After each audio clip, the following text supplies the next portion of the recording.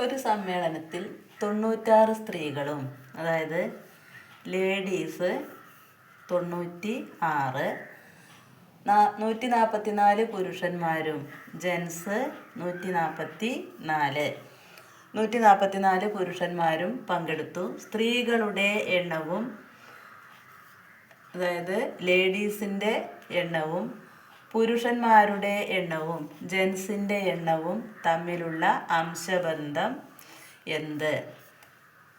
96:144 ആണ് നമുക്ക് കാണേണ്ടത്.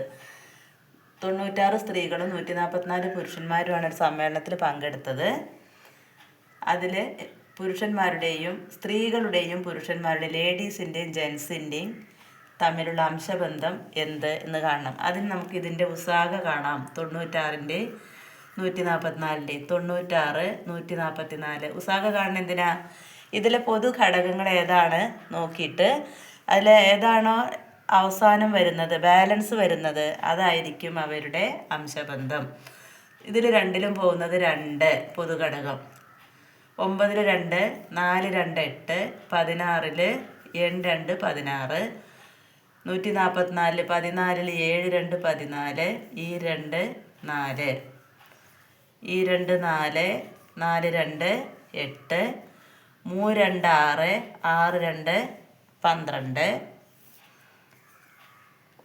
6, 6-2 12, 1-2 2, 2-2 4, 1-2 2, 8-2 16, 6-2 12, 9-2 18.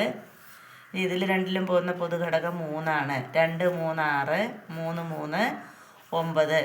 ഇത് രണ്ടും ബാലൻസ് ആണ്. ഇതിൽ പൊതുഘടകങ്ങൾ ഇല്ല. അതുകൊണ്ട് ഉസാഖ ആയിട്ട് എടുക്കുമ്പോൾ നമ്മൾ ഇതാണ് എടുക്കുന്നത്, ഈ പൊതുഘടകങ്ങൾ. അപ്പോൾ ഏതാ കിട്ടുക? LCM ആണ് കാണേണ്ടത്. LCM ആണ് കാണേണ്ടത്. LCM സമം 2 × 2 × 4 2ഉം 1 3ഉം 2 × 2 × 2 × 2 × 3 ഇങ്ങനെയാണ് കിട്ടുക. അപ്പോൾ എത്ര കിട്ടി? ഈ 2 4, 4-2 8, N2 16, 16 3 48. 48ആണ് 96ൻ്റെയും 144ൻ്റെയും LCM. ഇനി 96നെ 48 കൊണ്ട് ഹരിച്ചാൽ എത്ര കിട്ടും? അവസാനം 2 കിട്ടും.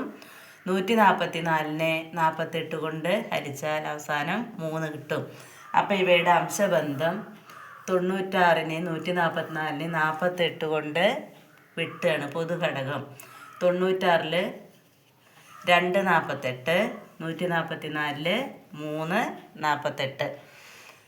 96ൽ 2 48, 144ൽ 3 48. അപ്പോൾ ഇവയുടെ അംശബന്ധം എത്ര കിട്ടി നമുക്ക്? 2:3 ആണ് ഇവയുടെ അംശബന്ധം.